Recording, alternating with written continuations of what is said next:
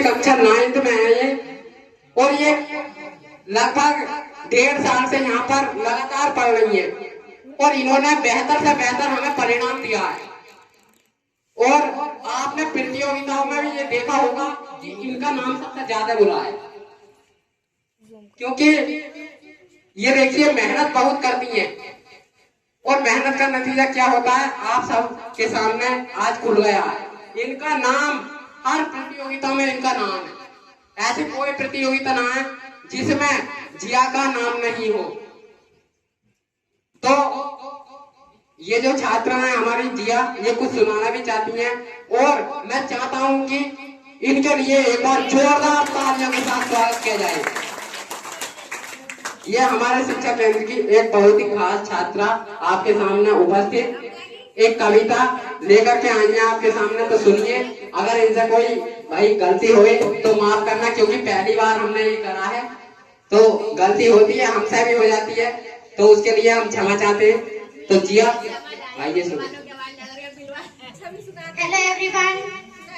Good afternoon. My name is Jia. I study class 9. My father name is Imran. My mother name is Rizwana. मैं आपके सामने अपनी याद की हुई एक कविता प्रस्तुत करने जा रही हूँ।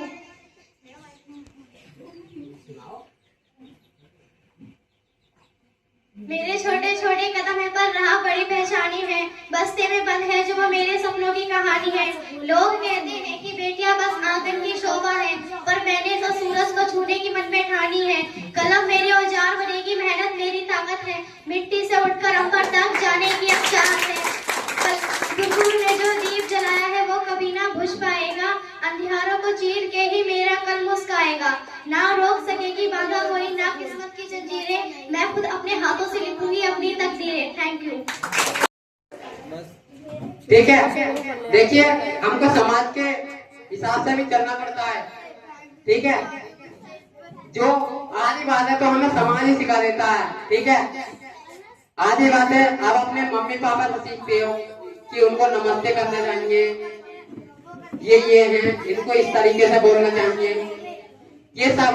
और मैं एक बात और कहना चाहूंगा आपसे कि देखिए बच्चे को यानी विद्यार्थी को ये नहीं सिखाया जाए कि उसे क्या करना चाहिए, उसे ये नहीं सिखाया जाए। विद्यार्थी को ये सिखाया जाए कि उसे क्या नहीं करना चाहिए। अगर हम ये सिखाएंगे कि विद्यार्थी को क्या नहीं करना चाहिए तो वो उस गलती को सुधारेगा और वो उस काम को बिल्कुल करेगा ही नहीं, ठीक है। अगर हम ये सिखाएंगे कि हमको क्या करना चाहिए तो वो नहीं सीख पाएगा, शायद बेहतर प्रकार से नहीं सीख पाए। अगर हम ये सिखाएंगे, ये अभिषेक सर है जहाँ से हम पढ़े वो अक्सर हर प्रोग्राम में इस वाक्य को बोलते हैं कि विद्यार्थी को ये नहीं सिखाया जाए कि उसे क्या करना चाहिए, बल्कि ये सिखाया जाए कि उसे क्या नहीं करना चाहिए, ठीक है। तो भाई जितनी भी बातें मैंने बताई हैं सब पे आपको अमल करना है, ठीक है। तो भाई मैं अब ये मंच जो है ये मैं आपके संचालक माँ सरस्वती हिंदी शिक्षा केंद्र के संचालक खिलेंद्र भैया को सौंपना चाहूंगा, क्योंकि बहुत देर हो गई मेरी बोलते।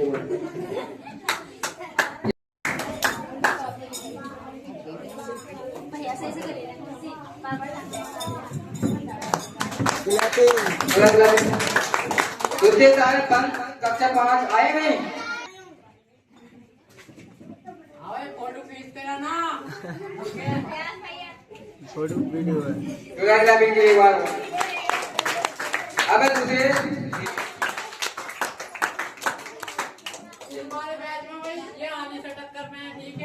छोटे वाले बैट्समैन की टक्कर कोई नहीं ले सकता, फिलहाल तो अभी आया है नहीं। जोरदार कमेंट के लिए जोरदार। दूसरे स्थान में दीपक का 6 आए हैं नहीं, कोई बात नहीं। इसमें किसका हो सकता है बताइए। सुप्रथम स्थान अंग्रेजी सुंदर लेखन में है अंजलि कक्षा 6। प्रथम स्थान फिर से एक बार और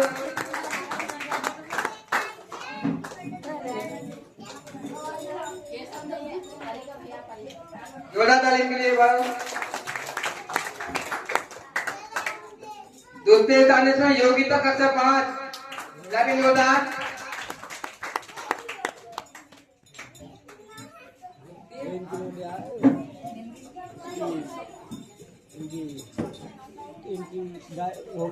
जोरदार ताली एक बार और। इसके तीसरे स्थान में वो भी आएगी। एक बार और प्रथम स्थान किसको सकता है? अलीसा का सच है। एक बार जोर तालियां इनके लिए जोरदार तालियां।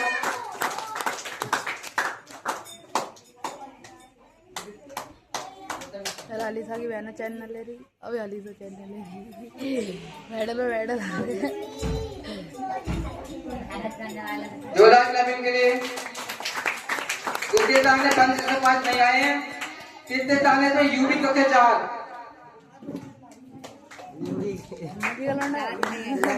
छोटा लड़की पर दवा आए भी सबको पता है। कसके जोरदार क्लैपिंग के लिए। गुस्सा बहुत करता है। अब है चित्रकला प्रतियोगिता। एक बार प्रतियोगिता बोल सकता है, बता सबको। यूबी कक्षा 4 इसमें स्थान है इनका। जोरदार क्लैपिंग के लिए।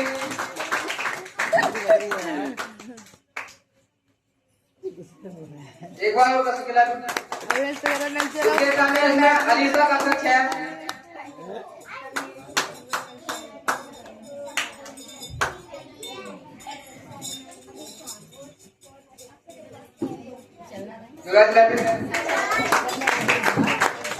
अगर स्वच्छ बैंक परीक्षा सम्मान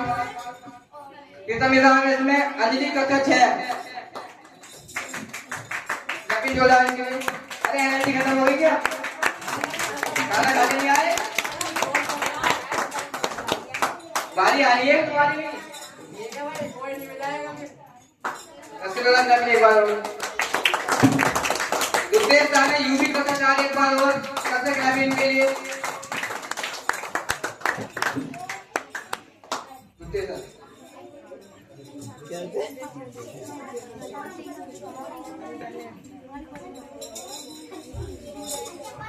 कसके क्लैपिंग के वाली। कितने जाने इसमें युमा कक्षा 6। मेडल लेना पहनना है तुम बाहर।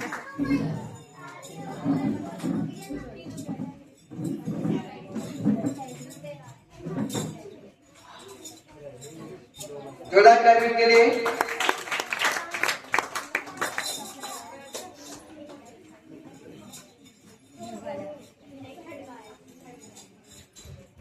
दूसरे स्थान में दीपक कक्षा 6 नहीं आए हैं। अब तीसरा जो स्थान है वो है खास है। कौन सकते हैं भाई? जतीन कक्षा 6। देखो ये कहते विद्यार्थी है, मैं कितना भी दुखी हूँ, चाहे किसी बच्चे ने गलती करी है और मेरा मन कर रहा है तो मारने का, मैं इतना चेहरा दे लेता हूँ, फिर मारने की हिम्मत नहीं होती। ये आजादी इतना है।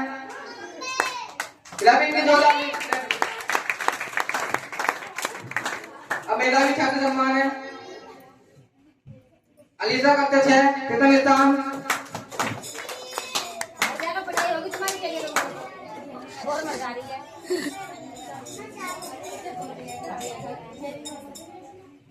क्लैपिंग कसके।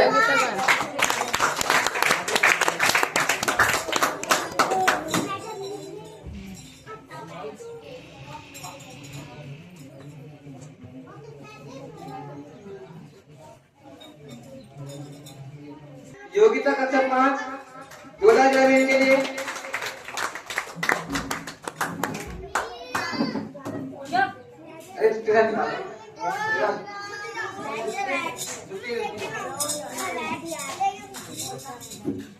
जोरदार क्लैपिंग के लिए। कितने स्थान है कौन सबका बताया नहीं?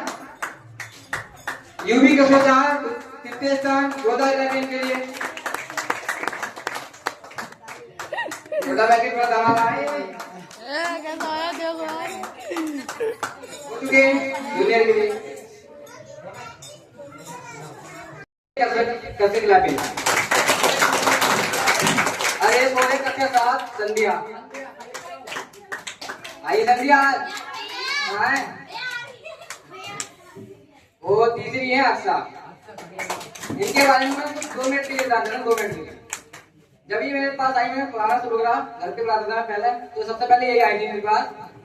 तो इनका एक सवाल था मेरे पास, इन्होंने कहा कि भैया हमसे मैथ बिल्कुल नहीं आता, बिल्कुल भी नहीं आता। मैंने कोई बात नहीं, देखेंगे आज। तो 1 महीना पढ़ा, 2 महीने पढ़ा, फिर भी नहीं आया, नहीं आया पढ़ा। फिर 5-6 महीने बीते, मैंने एक परीक्षा ली गणित की, उसमें फिलहाल तो कम आए, ज्यादा नहीं आए। जब दूसरी बार ली तो जिया का सबसे ज्यादा स्कोर था मैथ में, और दूसरे नंबर में अक्सा भी ऐसी है मैथ में, लेकिन अब फिलहाल बहुत सही हो चुकी है। संध्या, जिन्होंने जिया की टक्कर ली है, वो है संध्या के लिए जोरदार देखो। अभी तक जितने बच्चे हैं मेरे पास, एक सबसे पहले जिया और संध्या, इनकी टक्कर किसी ने नहीं मैथ में। ये विद्यार्थी ऐसे थे जो सबसे पहले मैथ में इतने कमजोर थे और अब इतने बढ़िया लेवल पाए हैं, वो सवाल ही नहीं के लिए। एक बार जोरदार लगे इन दोनों में, दस के। चलो हम इंडिया एक एक करके बुलाएंगे।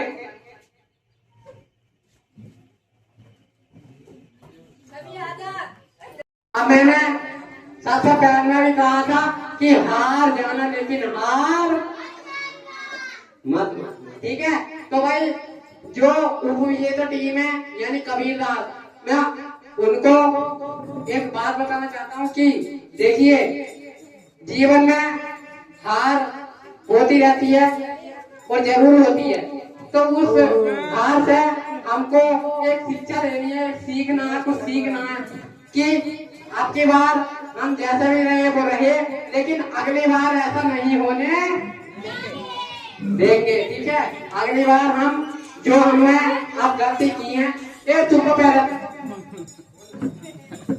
तो भाई यही सोचना है कि आपके जो हुआ तो अगले साल ना हो, यानी जो गलती हमने इस महाप्रश्नोत्तरी में आपसे की है, कबीरदास से मैं कहना चाहूंगा कि वो गलती आगे ना करे, है ना। तभी आपको सफलता मिल सकती है ना। ये हमारा छोटा सा प्रोग्राम था भाई। ये जो कार्यक्रम है हमारा वो समाप्ति की ओर है, ठीक है। जो प्रोग्राम है हमारा ये समाप्ति की ओर है कार्यक्रम। तो भाई अब मैं देखिए, जो हमने बुलाए थे ये बाद में बुलाए थे। आप सोच रहे होंगे ये कौन है, ये कौन से बच्चे, ठीक है, विद्यार्थी कौन से ये हमने बुलाए थे। देखिए लास्ट में कक्षा 12 वंशिका, कक्षा 12 कविता, कक्षा 12 तानिया, कक्षा 12 महिमा, ठीक है। तो ये भाई कक्षा 12 कनक, ठीक है। तो भाई ये जो मेंबर थे हमारे, ये ग्रुप मेंबर है। क्या है? ग्रुप मेंबर, यानी ये हमारे साथ साथ पढ़े हैं, ठीक है, हमारे साथ ही ये पढ़े हैं, ठीक है। ये जितने भी विद्यार्थी हमने बुलाए थे अभी, तो ये जितने भी हमारे साथ हैं, ये साथी हैं, ये हमारे साथ लगातार पढ़े हैं, ठीक है। सरकारी स्कूल से लेकर जहाँ हम पढ़ते थे, ठीक है, जो अभिषेक भैया का कोचिंग है वहां तक ये सब साथ, हम सब साथ पढ़े हैं। तो ये हमारे क्या है, ग्रुप मेंबर, ठीक है। तो भाई ये आए, इनके लिए भी एक बार जोरदार तालियां, ठीक है। ये अपना कीमती समय निकाल कर यहाँ आए, और जो भी अभिभावक आए हैं, ठीक है, तो उनके लिए भी जोरदार तालियों के साथ स्वागत किया जाए। और एक बार मैं कहना चाहूंगा कि एक बार सब अपने लिए, एक बार अपने लिए जोरदार तालियां, अपने खुद के लिए।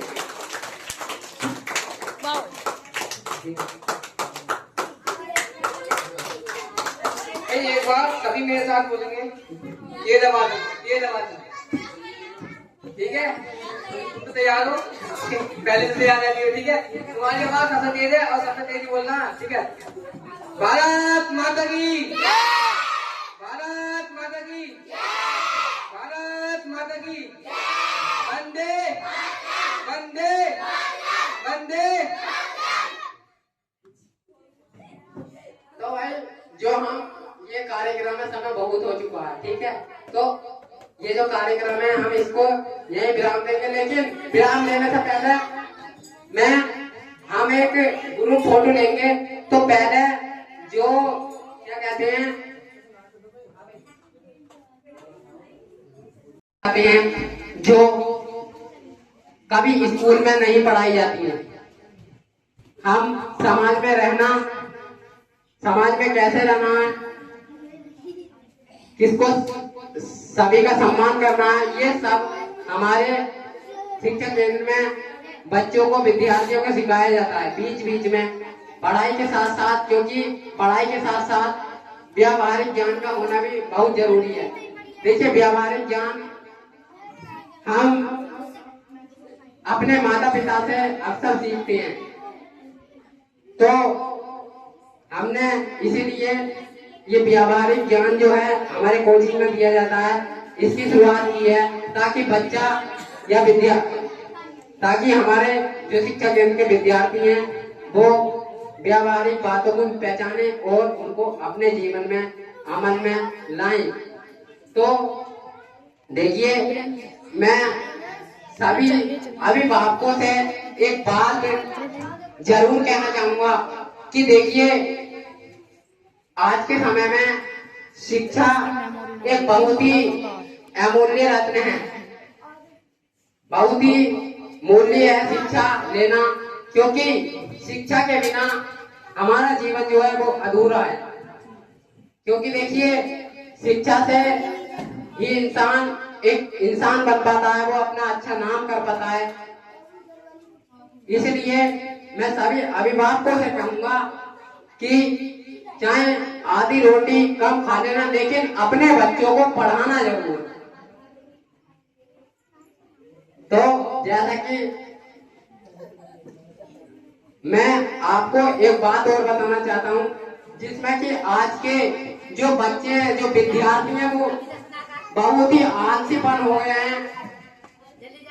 वो चीज आप पता कर सकते हो कि वो कौन सी चीज हो सकती है जिससे बच्चे बहुत ही आलसी हो गए हैं।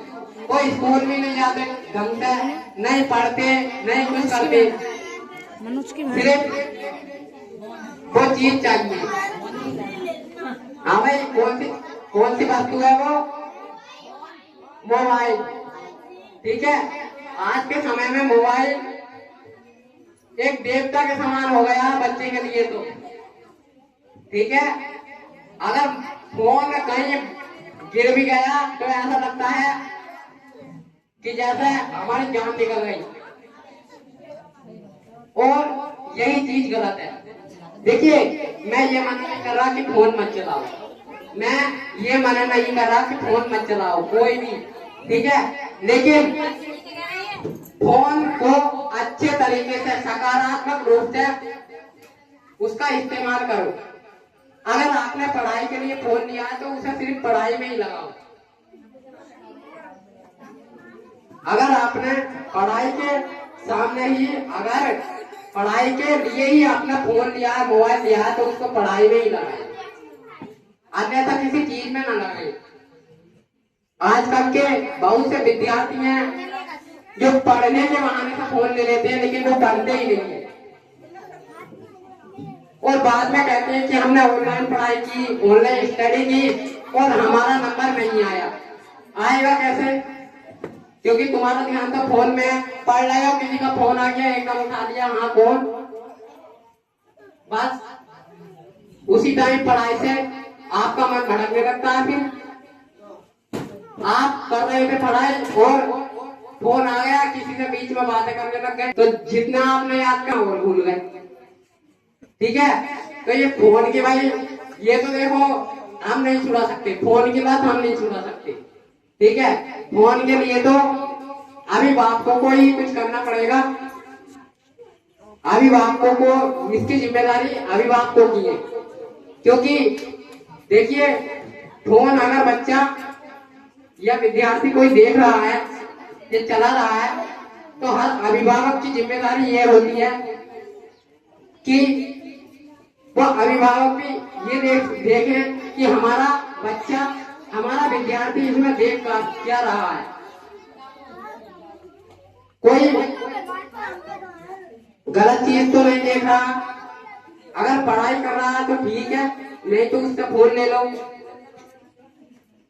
इसलिए देखिए, मैंने ये इसलिए ये बात कही है क्योंकि आजकल के जो विद्यार्थी है फोन से बहुत ही बुरी तरह उलझे हुए हैं, और ये उलझन शायद किसी की कम हो सके, ये मुझे नहीं लगता, क्योंकि हम भी कोचिंग में समझाते हैं बच्चों को, लेकिन मानते ही नहीं है। और फोन देखिए हमारे लिए खतरनाक भी है और सही भी है, यानी हमारे लिए वरदान भी है और अभिशाप भी है। अगर हम सही सकारात्मक रूप से फोन का अगर यूज करेंगे, मोबाइल का यूज करेंगे, तो वो हमारे लिए क्या है? वरदान है। क्या है? वरदान है।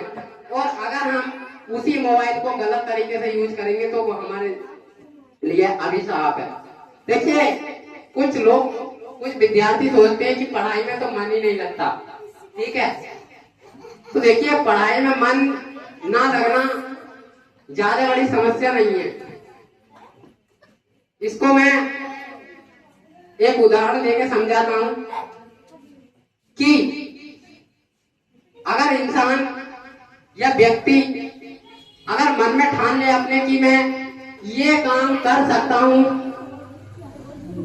तो उसको उस काम में कोई नहीं हरा सकता।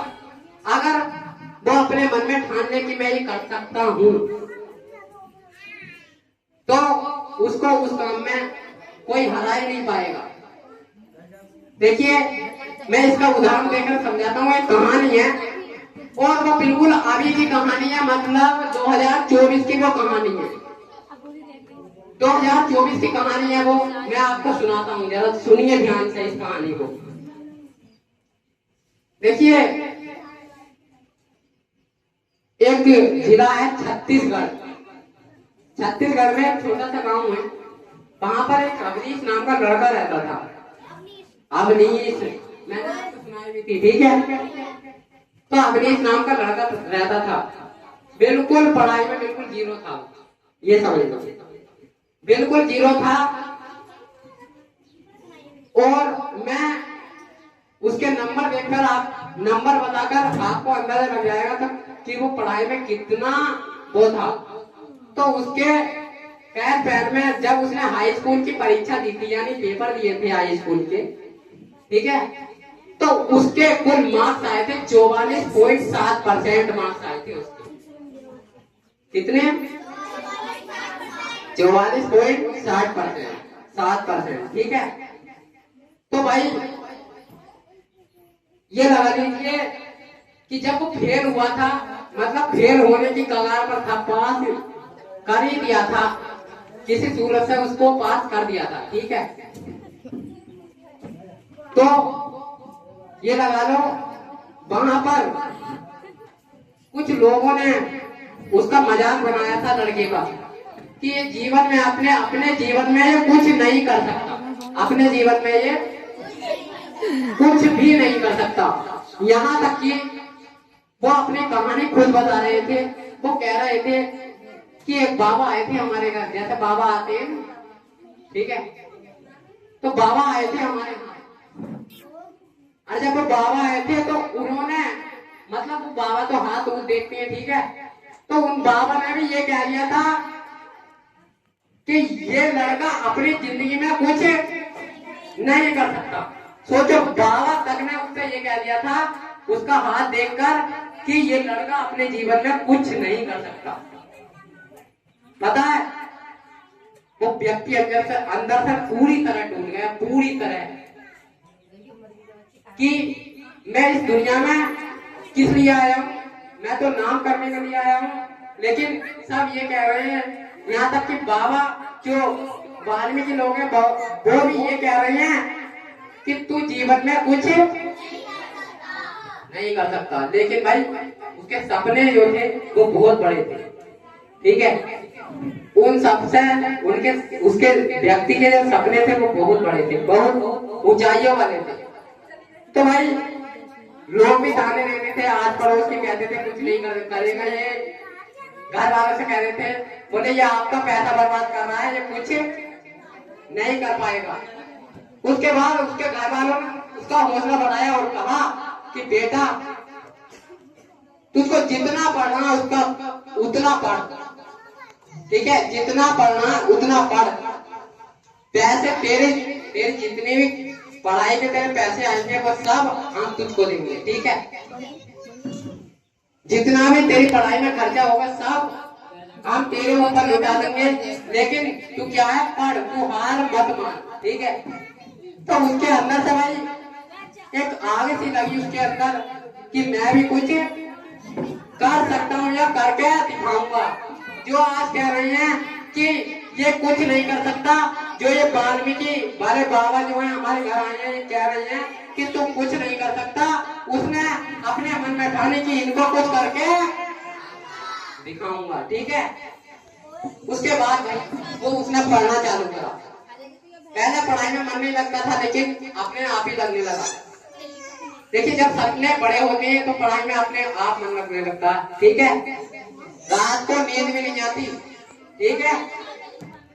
तो भाई अपने सपने हमेशा बड़े रखो, ठीक है, अपने सपने हमेशा बड़े रखो, ठीक है। तो भाई वो पढ़ना चालू करा उसने, और उसके जैसे 10th क्लास में मार्क्स आए थे 44.7% मार्क्स आए थे, तो 12th में यानी 12वीं में उसके अच्छे मार्क्स आए, क्या है, अच्छे मार्क्स आए थे उसके, ठीक है।